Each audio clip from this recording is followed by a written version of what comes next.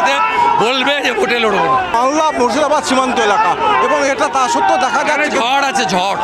আমরা 6টা সিটে এগিয়ে আছি, আমার বিশ্বাস 8-9টা হবে।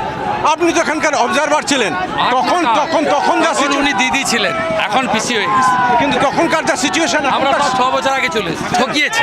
চাঁচল পুরসভা হয়নি, রেল আনতে চায় তুলসীহাটটা খোঁজদিয়া, এখানে রেলের জমি দিচ্ছে না, এখানে কৃষকরা দাম পায় না, শৌচালয়, আবাসের বাড়ি, এমনকি বন্যা ত্রাণের রিলিফও লুট হয়েছে।